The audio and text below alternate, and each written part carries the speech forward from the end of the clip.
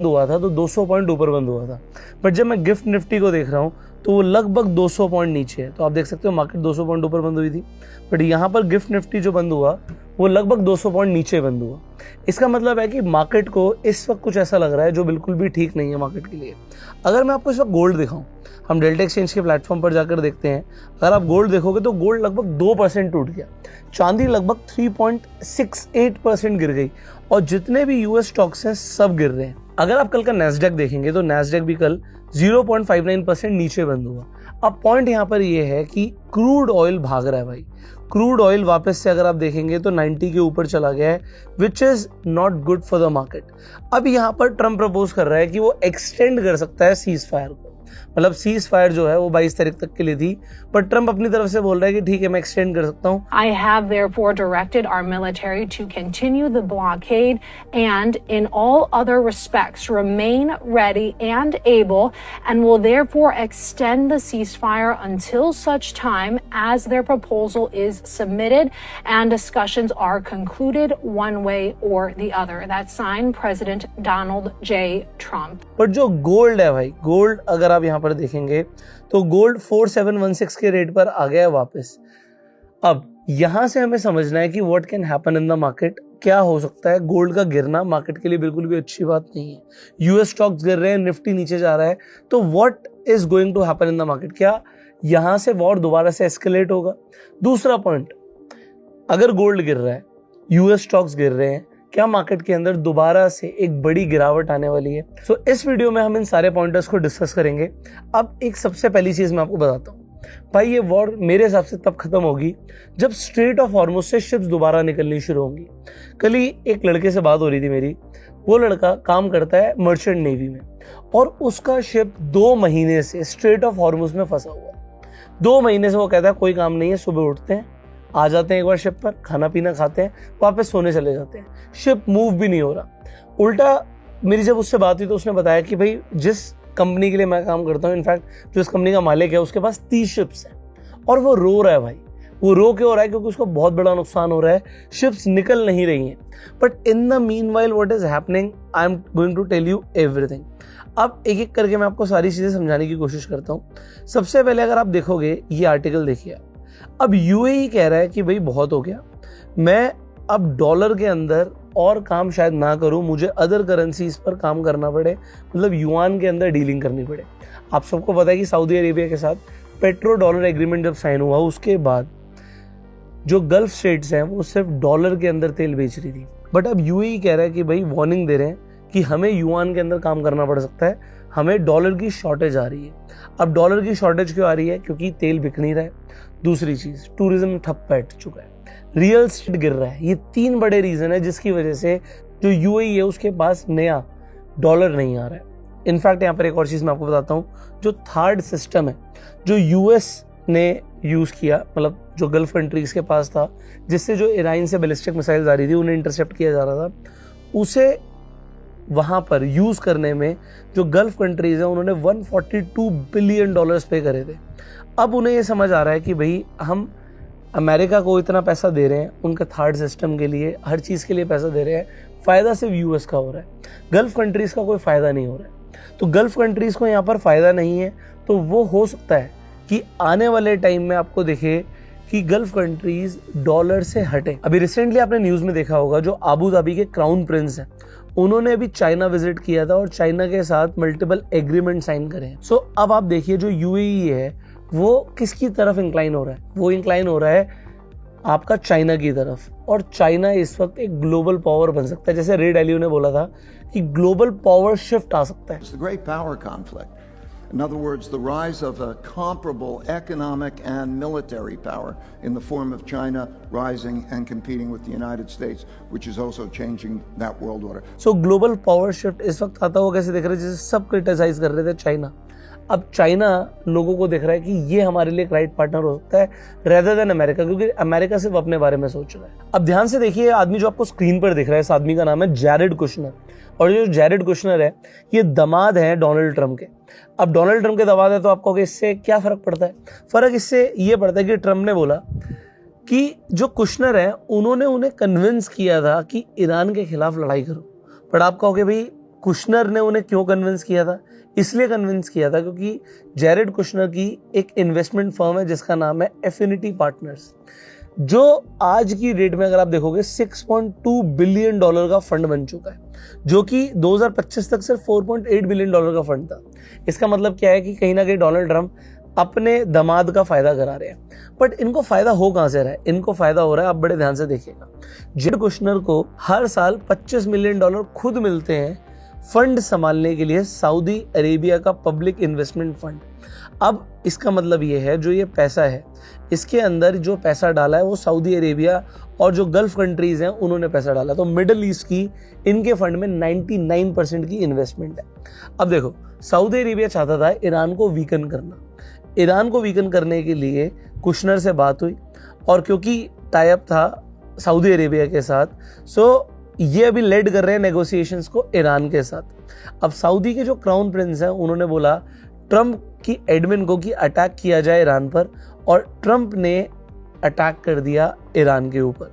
अब ये तो एक चीज़ है। दूसरी चीज़ मैं आपको दिखाता हूँ, ये बेटे हैं डोनाल्ड ट्रंप के, जिन्हें डॉन ट्रंप भी बोला जाता है या डोनाल्ड ट्रंप जूनियर बोला जाता है, सबसे बड़े बेटे हैं डोनाल्ड ट्रंप के। अगर आप ध्यान से देखोगे तो एक प्रेडिक्शन प्लेटफॉर्म है कल्सी। अब जो एक कल्सी प्रेडिक्शन प्लेटफॉर्म है, ये इसके स्ट्रैटेजिक एडवाइजर हैं। अब आपको सारी चीजें ना डॉट कनेक्ट होते हुए दिखेंगे।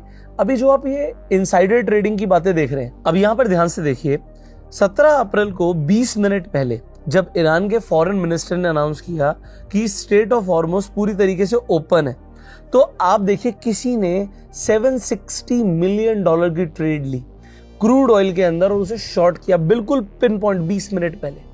तो अब देखो, इन चीज़ों पे इन्वेस्टिगेशन ज़रूर चल रही है, बट ये ट्रेड कहाँ होता है? ये ट्रेड होता है कालशी जैसे प्लेटफॉर्म्स के ऊपर, जहाँ पर प्रिडिक्शन मार्केट्स के ऊपर अलग अलग सवालों के ऊपर ट्रेडिंग होती है। मैं आपको कुछ और दिखाता हूँ।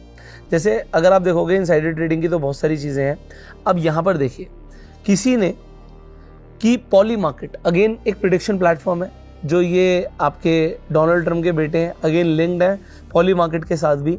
आप यहाँ पर देखिएगा, किसी ने ऐसा बोला कि पॉली मार्केट पे किसी ने ट्रेड लिया कि ईस्टर के दिन जो प्रेसिडेंट है वो अल्लाह को प्रेज करेंगे। अब ये डोनाल्ड ट्रंप ने लास्ट में जो ये ट्वीट किया था ईस्टर वाले दिन अपने ट्रुथ सोशल पे डाला था, तो इन्होंने यहाँ पर डाला प्रेज बी टू अल्लाह।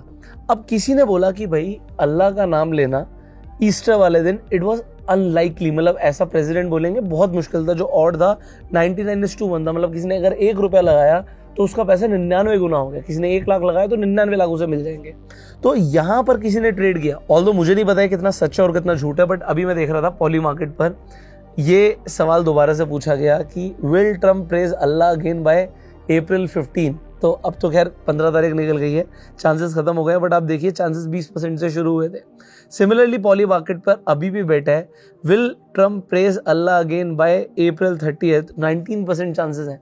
तो लोग पॉली मार्केट पर इस तरीके की बेट्स ले रहे हैं, मतलब हर तरीके की बेट ले रहे हैं। बट किसे पता है कि डोनाल्ड ट्रंप अल्लाह का नाम लेंगे या डोनाल्ड ट्रंप क्या बोलने वाले हैं?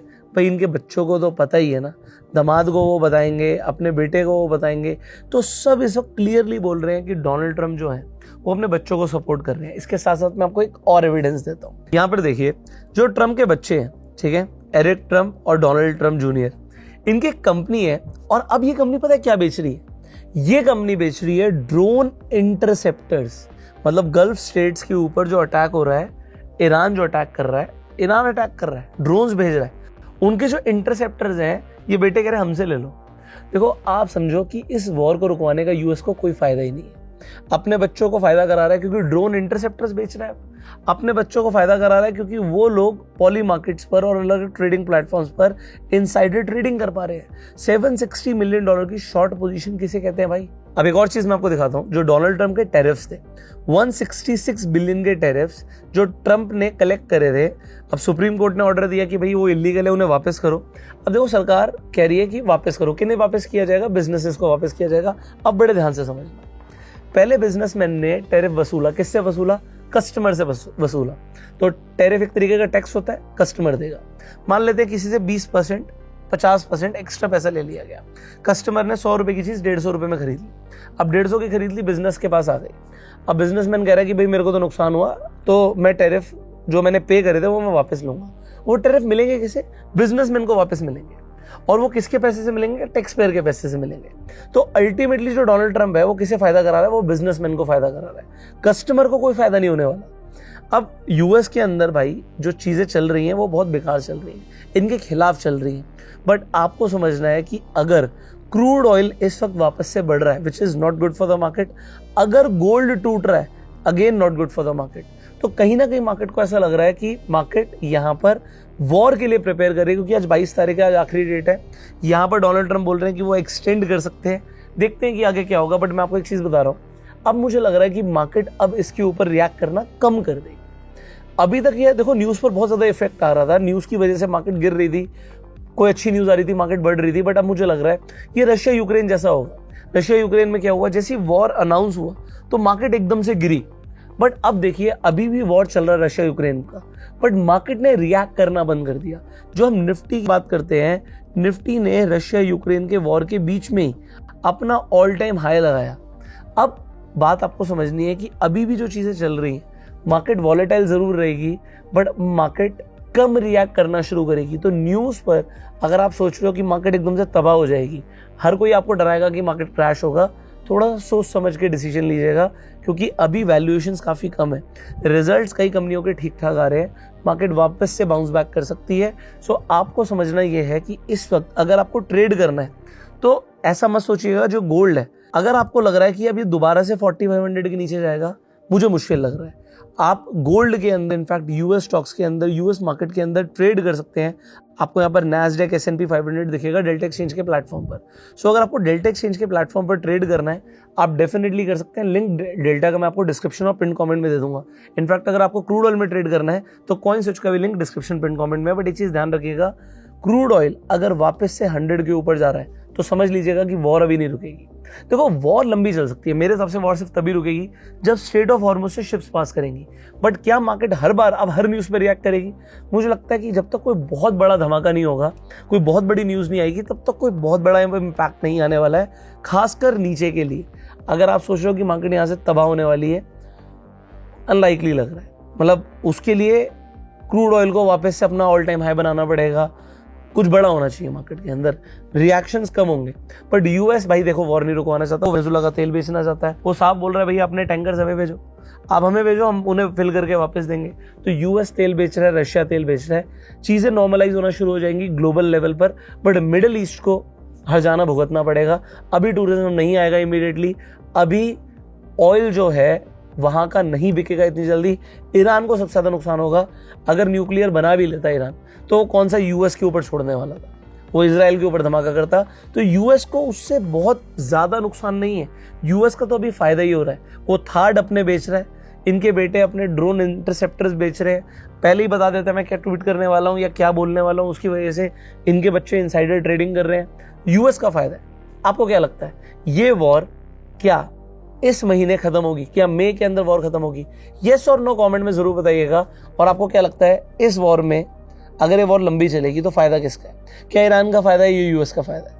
कमेंट में अपने व्यूज जरूर बताइएगा। बट येस, मार्केट वॉलेटाइल रह सकती है, इसमें कोई डाउट नहीं है। बट आप लोग पैनिक में आके सेलिंग मत कीजिएगा, उल्टा अगर आपको डिप पर बाय करने की अपॉर्चुनिटी मिल रही है तो जरूर करिएगा। और अब तो आप यूएस स्टॉक्स में बाइंग कर सकते हो। डेल्टा एक्सचेंज का लिंक मैं आपको डिस्क्रिप्शन में कमेंट में दे दूंगा। यहाँ पर फ्यूचर्स में भी आप ट्रेडिंग कर सकते हो। बिटकॉइन इथेरियम पे 200x की लेवरेज मिलती है और ऑप्शंस यहाँ पर डेली एक्सपायरी का कॉन्सेप्ट है। सो डेल्टा का लिंक डिस्क्रिप्शन पिन कमेंट में है। आप मुझे कमेंट में बताइएगा कि यूएस का फायदा है इस वॉर में या ईरान का फायदा है। एंड फाइनली इस वीडियो को शेयर कीजिए, अपना प्यार देने के लिए लाइक कर सकते हैं। हम आपसे मिलेंगे अगली वीडियो में, तब तक के लिए you go self made and जय हिंद।